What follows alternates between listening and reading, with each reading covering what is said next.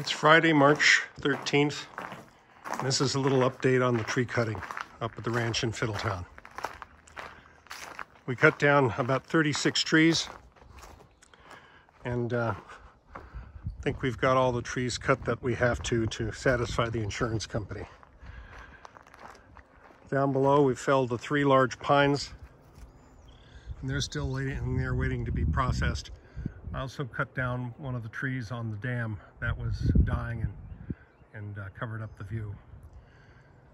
This trip, I started by processing the trees up here on the hill. This is what's left.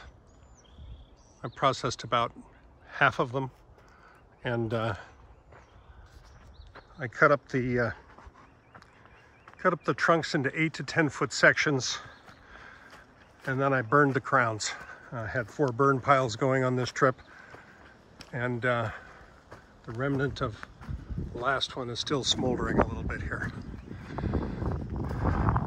Burned up small pieces of trunk that weren't going to stack very well.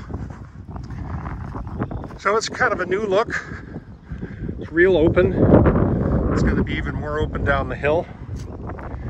Get a good view, 360 view around the property. Most of the trunks of the trees I stacked back on the hill on the north side of the property. I'll zoom in here a little so you can see that. There's the pile. There's a lot of wood up there. There's cords and cords. So the tree would get cut off, cut down, cut up into segments, stacked, and then the crown burned. I've still got some processing to do of some logs that are laying where I can't get at them without the skid winch attached to the tractor. The hydraulic motor on the skid winch blew a gasket, literally, and so the replacement's on the way, but until that happens, I won't be able to easily drag big logs like this one close enough to the tractor to actually cut it up into various pieces. So that's going to have to wait a little bit. But all the trees on this, what I call this little island of land as you enter the property, have been cut. Rick Hunt, my friend, helped me start the cutting. I continued, and then later on I hired Cody Davidson to help me cut the trees that were much more difficult to cut, either because of the way they were leaning or the fact that they could hit a power line or hit the house or something. So he's a real pro, and he helped me take care of that. So we're walking down the road. This trip I also got the really large trunks off the lower road. So now the entire road is clear again all the way around. Here's another example of some trunks that I'm waiting for the skid winch motor to arrive so I can pull down off the hill and cut up into pieces I can take up onto the stack. So there's still some trunks down in the pond. That's the way they fell. Not a lot we could do about them. So again, once I get the hydraulic skid winch, I can park the tractor up here where I'm walking right now, run a cable down to these trunks and actually just pull them right out of the pond that they're sitting in, and then cut them up.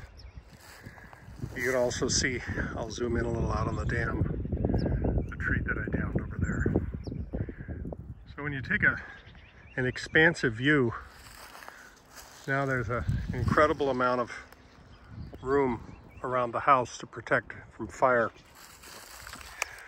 The last thing that has to be determined with the insurance company is whether I'm going to be allowed to keep some or all of these liquid amber trees that shade the side of the house in the late afternoons in the summertime.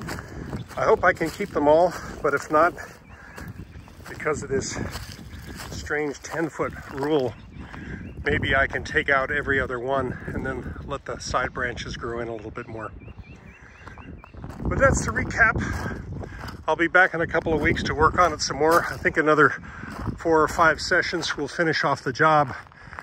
And then I've got to start with burning the stumps. And I've got a 55-gallon drum, and I'm going to cut the ends out of the drum and then put that over the stump, fill it with kindling after I've cut a few notches in the stump, and that should burn the stump right down to the ground and some of the roots down 5 or 6 inches. So that's the report. I'll file another report when I get the next phase done.